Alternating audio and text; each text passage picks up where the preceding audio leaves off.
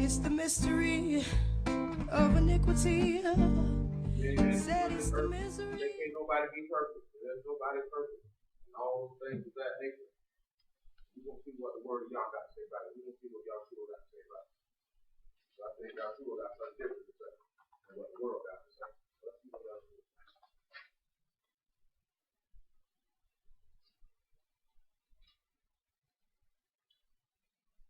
James 10:21. He says, "But I will show thee that which is noticed in the scripture of truth. There is none that hold with me in these things but Michael, your friend." So this angel is Gabriel talking. He said he's going to show Daniel what's noted in the scripture of truth, what's noted in the words. But we're saying that people can be perfect and that there's perfect people upon the face of this earth right now. We're going to see what's noted in the scripture of truth as it pertains to this particular topic. So with that being said, let's go to John, the 17th chapter. John, the 17th chapter. I'm going to say about verse 1. John 17th chapter. Why not? There's one thing for you. We're going to come back to a couple of them. No, 21st verse. And he said, that they all may be one as thou, Father, art in me. So the master is asking that his disciples all be one, which also means that all those that believe on the disciples' word may be one, like the Father and the Son are one in one in another. That they may also be one in us, that the world may believe that thou hast sent me. Because when we do this, this is what lets the world know that the Father, y'all has sent Yahshua, because all of us are dwelling in the same thing. And the glory which thou gave me, I have given them, that they may be one, even as we are one. I and them, thou and me, that they may be made perfect in one. So there's that word. He's saying that we dwell in Yahshua, that we will dwell in the Father, and all of us will be perfect in one. And that the world may know that thou hast sent me, and hast loved them as thou hast loved me. Father, I will that they also, whom thou hast given me, be with me where I am, that they may behold my glory, which thou hast given me, for thou loved me before the foundation of the world. That's a whole other matter, but he's letting you know I was before the world. And that we could be able to receive the same love the Father gave to the Son before the world was made. O righteous Father, the world has not known thee, but I have known thee, and these have known that thou hast sent me. Because the world still doesn't know the Father. And like he said in 1 John 3, he said they didn't know the Son of God, because if they didn't know the Son of God, they would know us. He said that's why he said, he that hears us is of God, and he that hears us not is not of God. But therefore we know the spirit of truth and the spirit of error. And he said, I have declared unto them thy name, and will declare it, that the love where thou hast loved me may be in them, and I in them. And that is the obedience. And the Father showing love to the Son for the obedience, which is the beginning of perfection. Because perfection in these strong or whatever case may be, need to be complete and mature. How else are you going to be mature if you don't went from what? Let's see what it means to be mature. Go to 1 Corinthians 13. Now you heard him mention this love, but we're going to really start at about verse 4. And let it go. About being complete and being mature. So to be mature is the what? Let's hear. He said, love suffer long. So love is patient with the fruit of the Spirit, and is kind. Love envies not. Love vaunt not itself, which you know is the fruit of the Spirit, because you're humble. Love is not proud. Is not puffed up. Does not behave itself unseemly. Nor seek not her own. So love is unselfish, which is another fruit of the Spirit. Is not easily provoked, and think no evil. Rejoice not in iniquity, but rejoice in the truth. Don't rejoice in sin. Rejoice in the word. Bear all things, believe all things, hope all things, endure all things. Love never fails. But whether there be prophecies, they shall fail.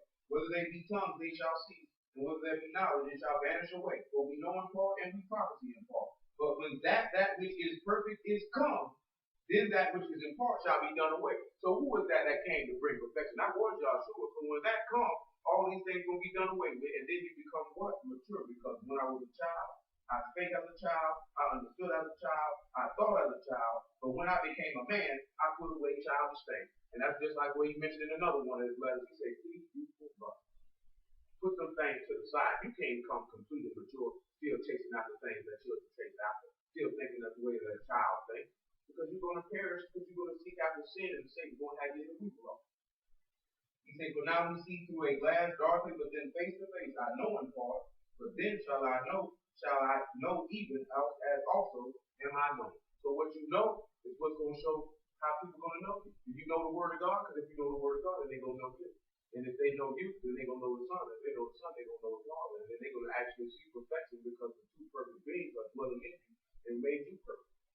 that's where it comes to pass in Psalm 82 and 6. He said, behold, I have said, ye are God, and all of you are children of the Most High. Didn't the Master say, is it not written in your law that ye are God? So if you, and what was his intention from the beginning? When he made Adam and Eve, it was for us to be like him. That means perfect, holy, blameless, spiritual being, no depth, no imperfection, no nothing. Through the envy of the devil and pride of man, did imperfection come to the world. But let's go to Luke 6 and 41. Let's see what the Master got to say again about this.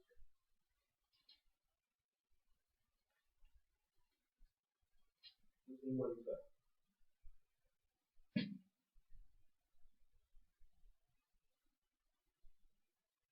Luke 6 and 41 says, the disciple is not above his master, but everyone that is perfect shall be as his master. So the master is letting you know that the student is not above his teacher. And that if everyone that's going to be perfect going to be like his master. Now everybody conceives that Yahshua is perfect. This man say everyone that's perfect going to be just like me. So how can nobody be perfect if this man is telling you everyone that is perfect going to be just like me? Well, let's hear it again on one of the levels. Go to Hebrews, the 2nd chapter and the 10th verse. Let's see what it says. Because he's going to say it again.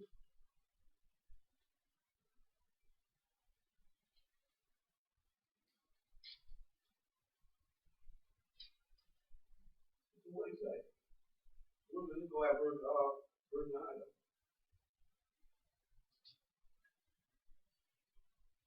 He says, but we see Yahshua, who was made a little lower than the angels for the suffering of death, crowned with glory and honor, that he by the grace of God should taste death for every man. So we knowing that him dying and going in that cave for those 3 days, he tasted death for all of us so that we don't have to take the second death.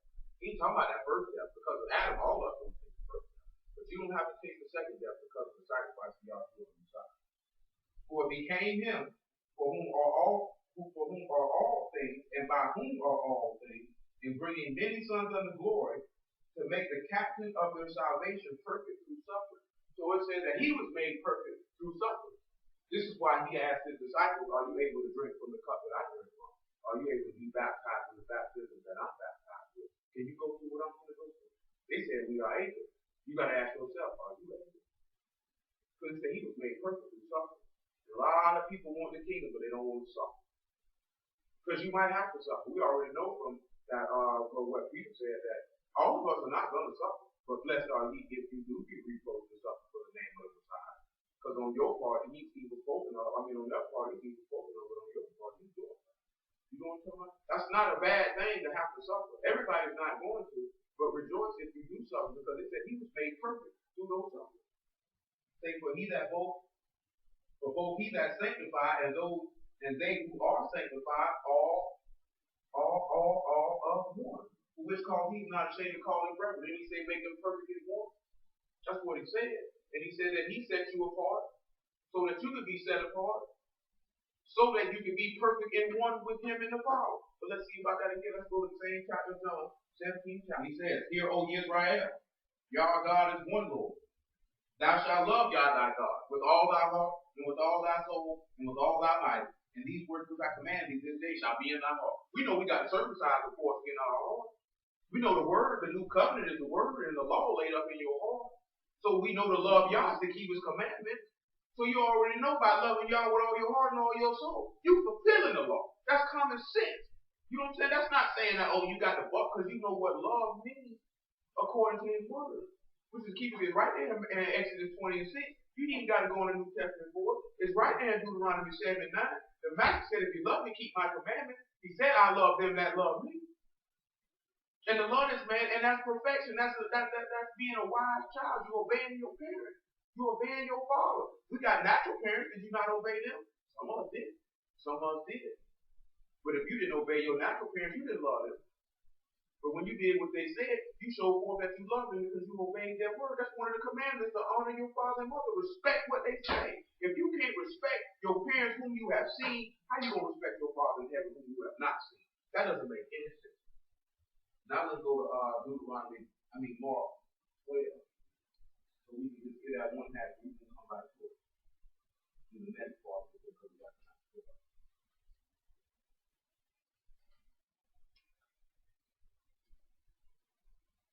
The other part of it. Mark 12 and 28. Just so you can hear that now. Mark 12 and 28 says, and one of the scribes came, having heard them reasoning together, perceiving that he had answered them well, asked him, which is the first commandment of all? Yahshua answered him, the first of all the commandments is, hear, O Israel, Yah our God is one Lord, and thou shalt love Yah thy God with all thy heart, with all thy soul, with all thy mind, with all thy strength. This is the first commandment. So you know when you do this here, you're already on your way to perfection. You're already on your way to everlasting life. You're already on your way to having the word laid up in your heart. If you can't understand that concept, there's no way you're going to be saved. That being said, look at Deuteronomy 26.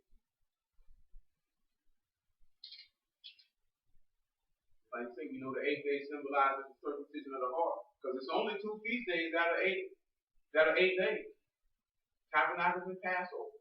Pentecost is 1 day. Trumpets is 1 day. Day of Atonement is 1 day. Purim is 2 days. That's not a feast ordained from the Most High. Most brothers acknowledge it.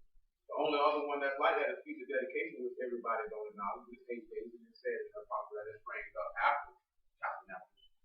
You know what I'm saying? Because everybody doesn't accept their father. But Deuteronomy 10 and 16 says, circumcise therefore the foreskin of your heart and be no more stiff-necked, which the truth is the beginning of perfection. Because we know we just read this a couple weeks ago by Deuteronomy 37, circumcise your heart. You know Jeremiah says circumcise your heart. Paul told you in Romans 2, that's what makes a Jew, the circumcision of the heart. You don't cast that sin away. You don't cast your stubbornness away. You don't cast your rebelliousness away. You don't cast your disobedience away. Allow the word to come in. Well, that being said, let's go to Matthew 5.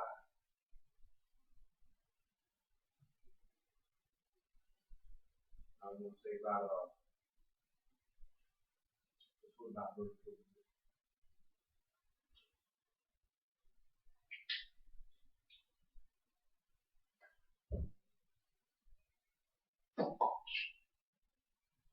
And it says, you have heard that it has been said that thou shalt love thy neighbor and hate thy enemy. But I say unto you, love your enemies and bless them that curse you, and do good to them that hate you, and pray for them which despitefully use you and persecute you, that you may be the children of your Father which is in heaven. For he made his sun to rise on the evil and on the good, and send rain on the just and on the unjust. For if you love them which love you, what reward have you? Do not even the publicans do the same? And if you salute your brethren only, what be ye more than others? Do not even publicans so? Be ye therefore perfect, even as your Father which is in heaven is perfect. So now, when he's telling us this here, he's telling us, okay, the Most High, the Father showed mercy to even those that hate him and to blaspheme his word. So we're going to let's hear it in Luke and see how he fits. About Luke 6. And then we'll get to the rules about it in the law with it.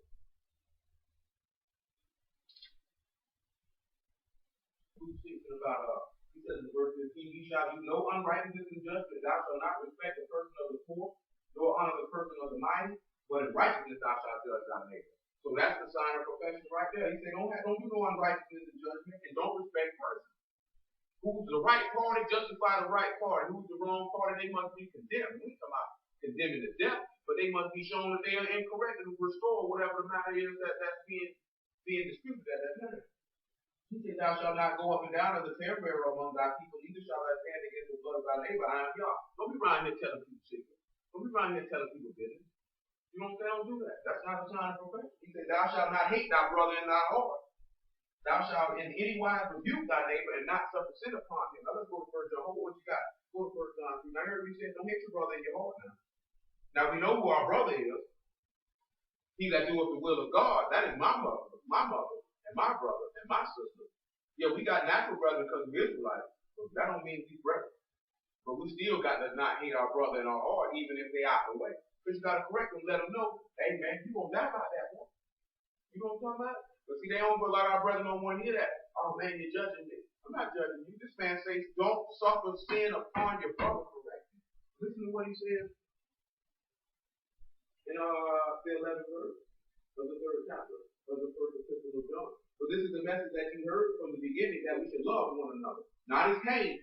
See, not as Cain, because what did Cain do? Cain was jealous and envious of his brother. Then he said, don't hate your brother in your heart. Hate your brother in your heart can be rooted from those two things, being jealous and envious. Who was